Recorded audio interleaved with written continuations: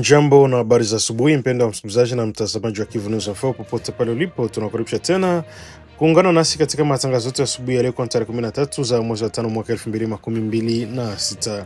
Na tuendelee kujuza tu kwamba kila siku Kivu News Info tuendelea kuletea matangazo yetu tukiwa mashariki mwa Jamhuri ya Kidemokrasia ya Kongo. Na katika matangazo yetu ya asubuhi ya leo tutakuletea habari za kina kuhusu hali ya usalama mashariki mwa Jamhuri ya Kidemokrasia ya Kongo, maendeleo ya kijamii na kiuchumi pamoja na matukio mengine muhimu yanayogusa jamii hii moja kwa moja.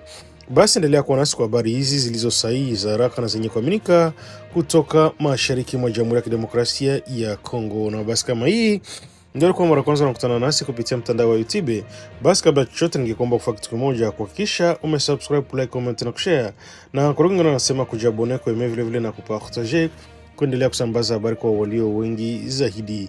Langu jina mimi ni Teloje Longa, basi nakurika kuona mimi mwanzo hadi mwisho matangazo yetu ya asubuhi ya leo.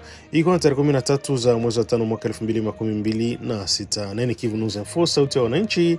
Basi karibu tukupashe. Skrini zetu zinaweza kuunganisha au kugawa. Leo hii taarifa nyingi husambaa bila kuthibitishwa kwenye mitandao ya kijamii. Uvumi, habari za uongo na maneno ya chuki vinaharibu uaminifu na kudhoofisha jamii zetu. Kabla ya kushiriki, jiulize swali rahisi: je, taarifa hii ni ya ukweli? Tuthibitishe vyanzo, tukatae upotoshaji, tuseme hapana kwa taarifa za uongo. Skrini zetu zinapaswa kuwa madaraja na si silaha. Kivu News Info inakuita kuwa na uwajibikaji wa kidijitali. Pamoja tuchague umoja, ukweli na amani. Ujumbe huu umetolewa na kuzanishwa na Wizara ya Ulaya ya Mambo ya Nje kwa kushirikiana na Search for Common Grounds. Jeshi la Jamhuri ya Kidemokrasia ya Kongo FARDC limeingia tena katika mji wa Luvungi uliopo katika bonde la Ruzizi wilayani Uvira mkoani Kivu Kusini baada ya kujiondoa kwa waasi wa M23 pamoja na washirika wao walikuwa wakidhibiti eneo hilo kwa miezi kadhaa. Kurejea kwa wanajeshi wa jeshi la Jamhuri ya Kidemokrasia ya Kongo FARDC katika eneo hilo kulitokea mchana wa jana Jumanne tarehe 12 Mei, huku wananchi wakijitokeza kwa wingi barabarani kuwapokea kwa shangwe na matumaini mapya ya kurejea kwa usalama. Wanawake, vijana pamoja na wazee walionekana wakishangilia na kuonesha furaha yao baada ya kuona vikosi vya jeshi la serikali vikirejea katika eneo hilo ambalo kwa muda mrefu ilikuwa chini ya hofu ya makundi ya uasi. Akizungumza kuhusu tukio hilo, msemaji wa operesheni ya Sokola ya pili ya Kivu Kusini, Luteni Mdogo Mbui Kalonjirigen, amesema kuwa jeshi la Jamhuri ya Kidemokrasia ya Kongo ingilia rasmi katika eneo la Luvungi baada ya kuondoka kwa wanajeshi wa Rwanda pamoja na washirika wao M23 walikuwa wakikalia eneo hilo kwa miezi kadhaa. Kwa mujibu wa mashuhuda wa baadhi ya wakazi wa Luvungi, maisha katika eneo hilo yalikuwa magumu kutokana na hali ya ukosefu wa usalama yaliyosababishwa na uwepo wa makundi yenye silaha ikiwemo M23, Twirwaneho, Red Tabara pamoja na FNL. Wananchi wengi wanasema walilazimika kuishi kwa hofu kila siku, huku shughuli nyingi za kiuchumi zikisimama kutokana na hali ya mapigano na vitisho vya mara kwa mara. Baadhi ya wafanyabiashara na wakulima wa eneo hilo sasa wana matumaini ya kurejea taratibu katika shughuli zao za kawaida baada ya kurejea kwa jeshi la serikali. Hata hivyo, pamoja na kurejea kwa jeshi la Jamhuri ya Kidemokrasia ya Kongo mjini Luvungi, taarifa kutoka vyanzo vya ndani zinaeleza kuwa bado baadhi ya waasi wanaonekana katika eneo jirani la Katogota ambalo kiliko karibu na Luvungi. Taarifa nyingine zimezungumzia harakati za vikosi katika eneo la Kamanyola mchana wa Jumanne, jambo linaonyesha kuwa hali ya kijeshi bado inaendelea kufuatiliwa kwa karibu katika maeneo hayo ya mpakani. Kwa upande mwingine, baadhi ya taarifa zinaeleza kuwa waasi wanaendelea kuimarisha nafasi zao katika maeneo ya karibu na Kamanyola, huku silaha nzito zikidaiwa kuwekwa katika vilima vya Bugarama nchini Rwanda. Hatua hii inatajwa kuwa sehemu ya mkakati wa kuendelea kuweka presha ya kijeshi katika maeneo ya Kamanyola pamoja na maeneo yanayoizunguka. Licha ya hiyo, mamlaka za Jamhuri ya Kidemokrasia ya Kongo zinaeleza kwa kujiondoa kwa waasi hao katika baadhi ya maeneo ya Kivu Kusini kunahusishwa na juhudi za diplomasia zinazoendelea kufanywa na Rais wa Jamhuri ya Kidemokrasia ya Kongo Felix Antoine Tshisekedi Chilombo. Wachambuzi mbalimbali wanaona kuwa maendeleo hayo kama haya mapya katika juhudi za kurejesha amani, udhibiti wa serikali katika maeneo mashariki mwa nchi ambayo kwa muda mrefu yamekuwa kikumbwa na migogoro ya silaha. Kurejea kwa jeshi la Jamhuri ya Kidemokrasia ya Kongo FARDC mjini Luvungi kunatajwa kuwa ishara matumaini kwa maelfu ya wananchi waliolazimika kuyama makazi yao kutokana na mapigano, huku shughuli za kijamii na kiuchumi zilikuwa zimeathirika kwa kiasi kikubwa katika bonde lote la Ruzizi. Kwa sasa wananchi wengi wanaendelea kuomba amani ya kudumu, usalama pamoja na kurejeshwa kwa huduma muhimu ili maisha yaweze kurejea kawaida katika eneo hilo la Kivu Kusini.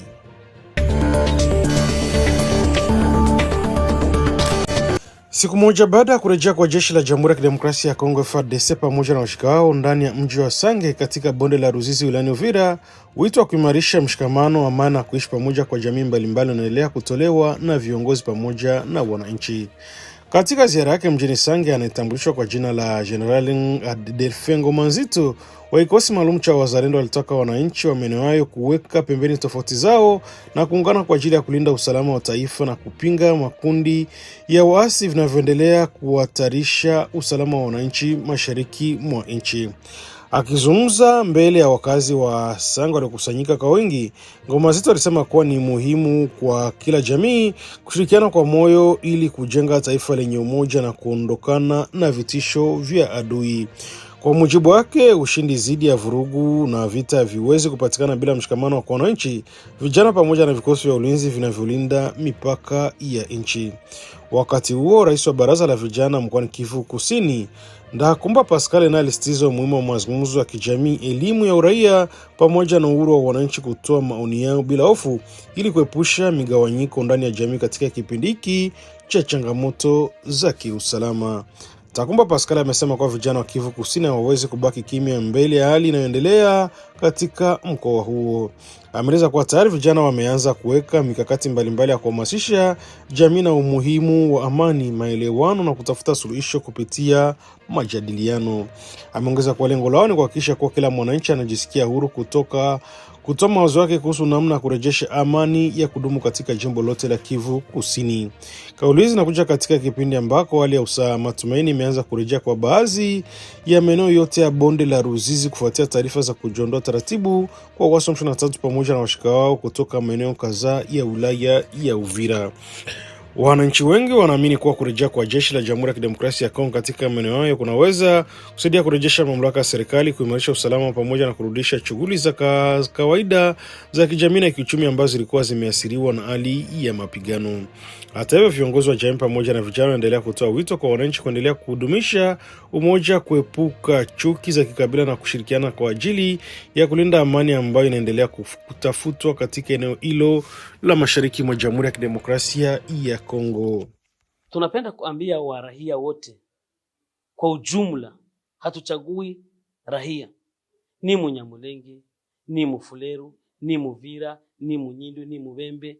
Kila kabila mkongomani yoyote ajisikie wanaungana pamoja, wawe umoja kwa umoja. Maana adui ameingia katikati yetu, ndiye mwenye kuleta chachu, kwa maana hatuna kwa umoja. Ila sisi wote tuwe kwa umoja. Kuanza leo, ni Bishambuke, ni nani, kila mzalendo yoyote tuungane ili tutafute adui anayeleta chachu ndani ya nchi yetu. La jeunesse ne reste pas passive face à tout ce qui se passe, et nous sommes en train de mettre en place différentes initiatives pour ramener d'abord à l'ordre, à conscientiser tout le monde pour qu'il n'y ait plus de barrières par rapport à telle ou telle autre communauté. Nous voulons que chacun se sente libre de circuler partout dans notre province et qu'il n'y ait plus de messages divisionnistes entre les différentes communautés. Nous sommes en tout cas en train de nous battre bec à ongle jour et nuit. Nous avons commencé par la campagne d'éveil patriotique que nous poursuivons jusqu'aujourd'hui pour rappeler pourquoi nous devons vivre ensemble, pourquoi nous devons vivre dans la cohésion. Et nous sommes en train de projeter déjà des tournois intercommunautaires de football, parce que vous savez, le football n'est pas juste un jeu, mais une marque également de cohésion, et toutes les communautés vont devoir se rencontrer dans l'unité afin de partager. Ça ne va pas s'arrêter par là. Nous allons mener plusieurs activités dans le cadre de la cohésion sociale pour que nous puissions voir que nous parlons déjà même langage et il n'y a plus de haine que l'ennemi pourrait essayer de s'aimer entre nous.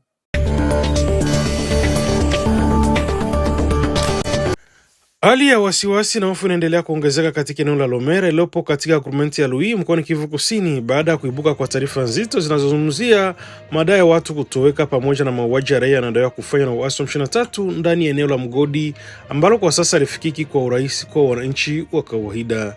Kwa mujibu wa ushuhuda mbalimbali kutoka kwa wakazi wa eneo hilo waliowasiliana na vyanzo vya habari siku ya Jumanne, kuna madai kuwa makumi ya raia huenda walipoteza maisha katika mazingira ya kutisha baada ya kujaribu kuingia kwa asili ndani ya eneo hilo la uchimbaji madini ambalo limekuwa likitazamwa na wananchi wengi kama njia pekee ya kujipatia maisha.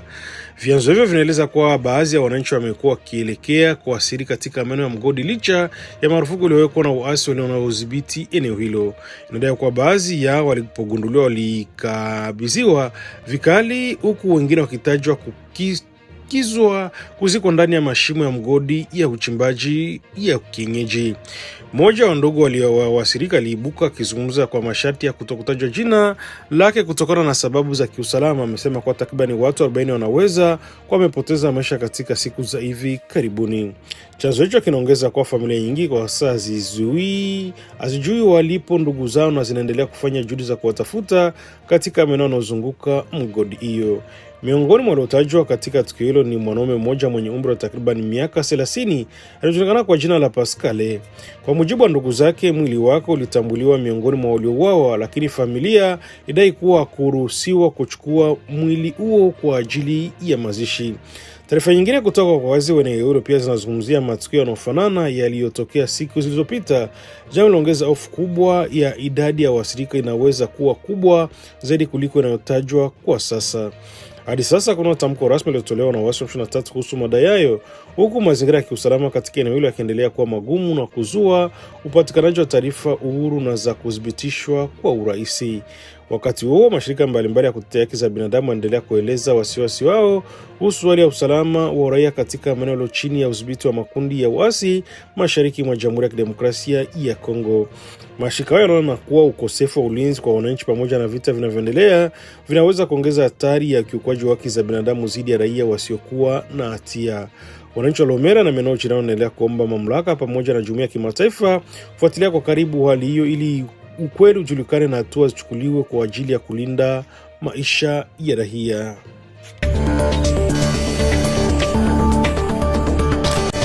Matokeo kadhaa ya mauaji, uporaji wa mali pamoja na wizi wa mifugo yameripotiwa katika maeneo mbalimbali ya bonde la Ruzizi wilayani Uvira mkoani Kivu Kusini kufuatia kujiondoa kwa waasi wa M23 pamoja na washirika hao wanadaiwa kuungwa mkono na jeshi la Rwanda. Taarifa hiyo ilitolewa siku ya Jumanne na shirika la habari ya ACP na mkurugenzi wa huduma ya mawasiliano ya kanda 33 ya kijeshi FARDC Kapteni Sylvain Bijanu, ambaye amesema kwa wananchi wa maeneo kadhaa wanaendelea kuripoti vitendo vya ukatili vilitokea kabla ya wakati ya kujiondoa kwa waasi katika eneo hilo la bonde la Ruzizi. Kwa mujibu wa Kapteni Bijanu, matukio hayo yameripotiwa katika vijiji mbalimbali ikiwemo Kabunambo, Sange, Mutarule, Luberizi, Bwegera pamoja na Luvungi ambako wananchi wengi wanadaiwa kupoteza mali zao huku wengine wakikumbwa na vitendo vya mauaji na uporaji wa mifugo. Amesema kwa baadhi ya familia zimeathirika vibaya kutokana na vitendo hivyo, hasa wakulima na wafugaji, jambo ambao wengi walitegemea mifugo na mali zao kama njia kuu ya kujikimu kimaisha. Kapteni Binanjo ameongeza kwa tayari huduma maalum ya pamoja ya vyombo vihusika vya FARDC imepelekwa katika maeneo yaliyoathirika ili kufanya tathmini ya ukubwa wa uharibifu uliotokea, kukusanya ushahidi pamoja na kuchunguza uwepo wa makosa mengine ambao huenda yalifanywa dhidi ya raia wakati wa harakati hiyo ya kujiondoa kwa waasi hao. Amesema kuwa jeshi linaendelea kufuatilia hali ya usalama katika maeneo hayo na kuhakikisha wananchi wanarejea katika maisha yao ya kawaida bila hofu. Akizungumzia hali hiyo, Kapteni Binanjo ameonyesha wasiwasi mkubwa kuhusu madhara aliyokumba jamii ya bonde la Ruzizi, akieleza vitendo hivyo vimeacha wananchi wengi katika mazingira magumu ya kibinadamu. Hata hivyo, amewahakikishia wakazi wa maeneo yaliyoathirika kuwa jeshi la Jamhuri ya Kidemokrasia ya Kongo pamoja na mamlaka nyingine za serikali zinaendelea kuchukua hatua zote zinazohitajika ili kurejesha usalama kwa haraka, kuwalinda raia pamoja na mali zao na kuhakikisha utulivu unarudi katika maeneo hayo. Kwa sasa baadhi ya wananchi katika maeneo ya Sange, Mutarule na Bwegera wanaendelea kurejea taratibu katika makazi yao, huku wengine wakijaribu kutathmini hasara walizozipata baada ya kipindi cha mapigano na taharuki iliyotawala eneo hilo. Wakati huo, viongozi wa kijamii pamoja na mashirika ya kiraia wanaendelea kutoa wito wa msaada wa kibinadamu kwa familia zilizoathirika, huku wakisisitiza umuhimu wa kulindwa kwa haki za raia katika maeneo yote yanayokumbwa na migogoro mashariki mwa Jamhuri ya Kidemokrasia ya Kongo.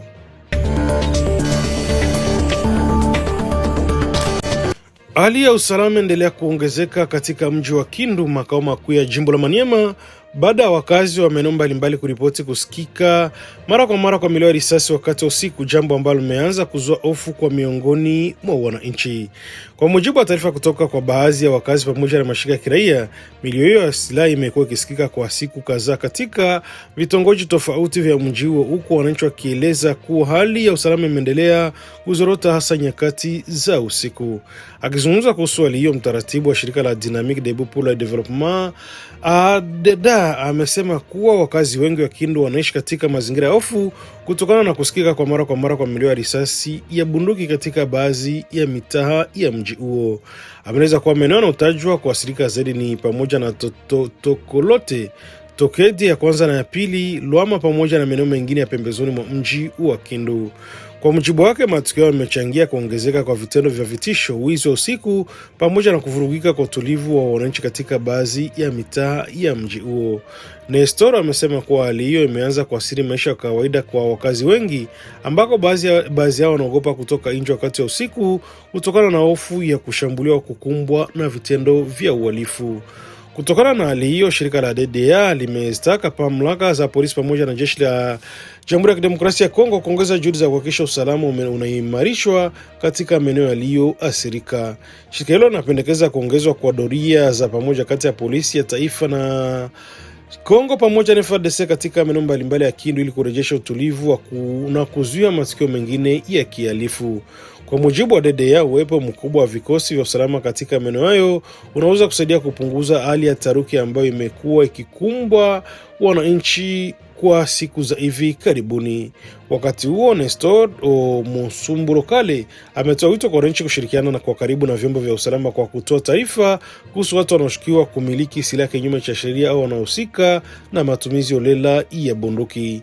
Amesema kuwa ushirikiano kati ya wananchi na vyombo vya dola unaweza kusaidia kuzuia matukio mengine yanayoweza kuhatarisha maisha ya wakazi wa mji wa Kindu. Baadhi ya wakazi waliozungumza kutoka maeneo ya shirika wanasema kuwa kwa sasa wamepunguza matembezi yao ya usiku kutokana na hofu ya kushuhudia mashambulizi au vitendo vya uhalifu vinavyoweza kutokea wakati wowote. Kwa mujibu wa taarifa zilizotolewa na wananchi hao, tukio la hivi karibuni lilitokea usiku wa kuamkia tarehe 11 Mei ambako milio ya risasi ilisikika katika eneo la Tokolote na kusababisha taharuki kubwa kwa wakazi wa eneo hilo. Tangu zaidi ya wiki moja sasa, za sauti za wananchi pamoja na mashirika mbalimbali ya kiraia zimeendelea kutoa tahadhari kuhusu kuongezeka kwa milio ya bunduki katika baadhi ya maeneo ya Kindu. Mashirika yanaendelea kusisitiza umuhimu wa kuimarishwa kwa ulinzi na usalama ili kupunguza vitendo vya uhalifu, wizi pamoja na vurugu ambazo zimekuwa zikiripotiwa katika baadhi ya maeneo ya jimbo la Maniema katika miezi ya hivi karibuni.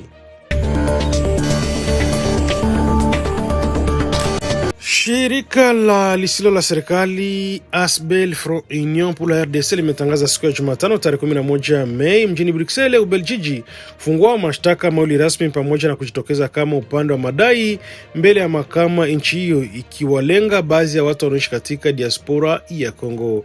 Kwa mujibu wa taarifa ya shirika hilo iliyowasilishwa na kusomwa mbele ya waandishi wa habari, hatua ya kisheria inawalenga hasa Pero Luara pamoja na Jean-Jacques Mamba ambao wanatumiwa kwa tuhuma zinazohusiana na matamshi yanayodaiwa kuunga mkono makundi ya waasi wanaofanya kazi mashariki mwa Jamhuri ya Kidemokrasia ya Kongo. Shirika hilo pia limeeleza kuwa mchakato wa kisheria unaweza kupanuliwa na husisha watu wengine kama Frank Diengo pamoja na baadhi ya wanadiaspora wengine ambao uchunguzi unaendelea kubaini ushahidi wa ziada. Tangazo hilo lilitolewa wakati wa mkutano na waandishi wa habari uliofanyika katika ukumbi wa ambasada ndani ya hoteli ya Amigo mjini Bruxelles, ambako viongozi wa Front Uni pour la RDC waendelea na malengo ya hatua hiyo ya kisheria mbele ya umma. Mkutano ule uliendeshwa na wakili wa Belgiji Maitre Laurent Kene ambaye ni mshauri wa kisheria wa shirika hilo, na alifafanua kuwa lengo la kesi hizo ni kuzuia kile wanachokiita matamshi yanayochochea vurugu na kuunga mkono makundi yenye silaha. Kwa mujibu wa Front Uni pour la RDC, watu waliolengwa wanatumiwa kutoa kauli ambazo zinadaiwa kuchochea uhalifu na kuwa kivita uhalifu dhidi ya ubinadamu pamoja na kueneza chuki za kikabila na msimamo unaoweza kuvuruga amani. Shirika hilo linadai kuwa baadhi ya matamshi yanayotolewa na watu katika diaspora yanachangia moja kwa moja kwa njia sio kwa moja kwa moja kuendeleza mvutano katika maeneo ya mashariki mwa Jamhuri ya Kidemokrasia ya Kongo ambako mapigano ya silaha yanaendelea. Wakati wa mkutano, baadhi ya viongozi wasisitiza kuwa hatua hiyo si la kisiasa pekee bali pia ni ya kisheria, inalenga kulinda usalama na umoja wa taifa la Kongo. Wanasema kuwa Ubelgiji haupaswi kuwa mahali ambako vitendo vya matamshi ya kuharibu amani ya Jamhuri ya Kidemokrasia ya Kongo vinapangwa au kuenezwa. Front Uni pour la RDC pia inasitiza kuwa inafanya kazi kwa kushirikiana na taasisi za serikali ya Kinshasa katika juhudi za kurejesha amani na kulinda mipaka ya nchi. Shirika hilo linataka wanadiaspora wa Kongo kuungana pamoja na kuunga mkono taasisi rasmi za nchi yao, huku wakiepuka kutoa msaada wa kisiasa, kifedha au kimtandao kwa makundi yoyote yenye silaha yanayofanya kazi mashariki mwa nchi. Limeonya kuwa huenda kukawa na mashtaka mengine zaidi yatakayofuata katika siku zijazo, jambo linaloashiria kuwa kampeni ya kisheria inaweza kupanuka zaidi dhidi ya watu mbalimbali ndani ya diaspora ya Kongo barani Ulaya.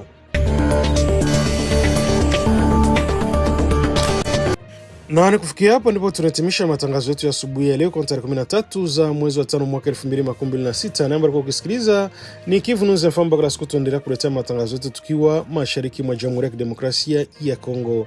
Basi tunakushukuru kwa kuwa pamoja nasi tangu mwanzo hadi mwisho wa matangazo haya, na endelea kufuatilia vikipitia chaneli zetu za habari sahihi za haraka na zenye kuaminika kutoka maeneo mbalimbali ya nchi na dunia kwa ujumla. Na kabla tujatimisha matangazo yetu, tuendelee kujuza tu kwamba kila siku tuendelea kuletea matangazo yetu tukiwa mashariki mwa Jamhuri ya Kidemokrasia ya Kongo.